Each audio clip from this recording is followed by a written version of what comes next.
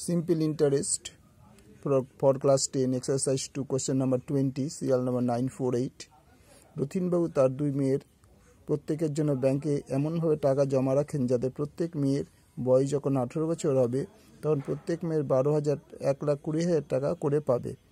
ব্যাংকের বার্ষিক সরল সুদের হার 10% এবং মেয়েদের বর্তমান বয়স 13 বছর ও 8 বছর। তিনি প্রত্যেক মেয়ের জন্য ব্যাংকে কত টাকা জমা রেখেছিলেন। তাহলে মনে করি রথীনবাবু প্রথম মেয়ের জন্য x টাকা এবং দ্বিতীয় মেয়ের জন্য y টাকা জমা রাখেন। প্রথম মেয়ের ক্ষেত্রে আমাদের সেই সূত্র প্রয়োগ করতে y = PRT/100। তাহলে এখান থেকে আমরা সূত্রটা বার করতে পারবো।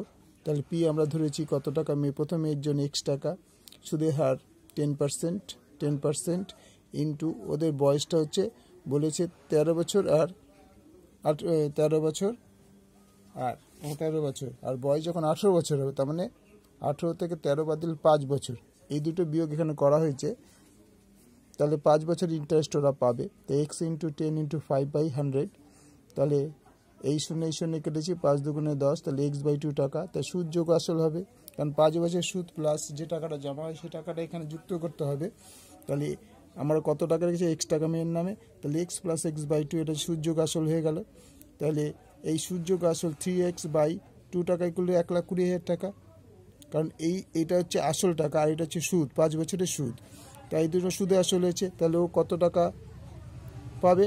1,20,000 টাকা। তাহলে এই সুদ আসল = 1,20,000 টাকা। এখান থেকে আমরা 1,20,000 × 2/3 কাটাকুটি করে পেলাম 80,000 টাকা। তার মানে প্রথম মেয়ে এই 80,000 টাকাটা পেল। এবারে দ্বিতীয় মেয়ে, তার বয়স কত? 8 বছর। তাহলে আবার সেই দ্বিতীয় মেয়ের ক্ষেত্রে I = PRT/100।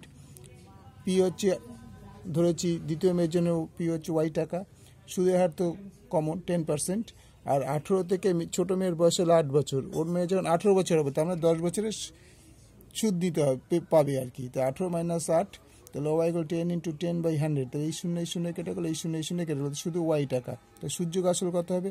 আসল ছিল y টাকা, সুদ হলো y টাকা, আসলটা y টাকা ছিল 2y টাকা। তাহলে 2y টাকা = 1,20,000 টাকা। তাহলে y = 1,20,000/2 = 60,000 টাকা। তাহলে দ্বিতীয় মেয়ে মানে ছোট মেয়ে পেল 60,000 টাকা। তাহলে প্রথম মেয়ের জন্য তিনি 80,000 টাকা জমা রাখেন, দ্বিতীয় মেয়ের জন্য তিনি 60,000 টাকা জমা রাখেন, কারণ প্রত্যেকে 1,20,000 টাকা পাবে। তো এর টাকাটা বেড়ে 1,20,000 টাকা হয়েছে, আর 60,000 টাকাটা কি হয়ে 1,20,000 টাকা হয়েছে। তাহলে বুঝতে পারলে, ভালো লাগে লাইক করবে, শেয়ার করবে, সাবস্ক্রাইব করবে।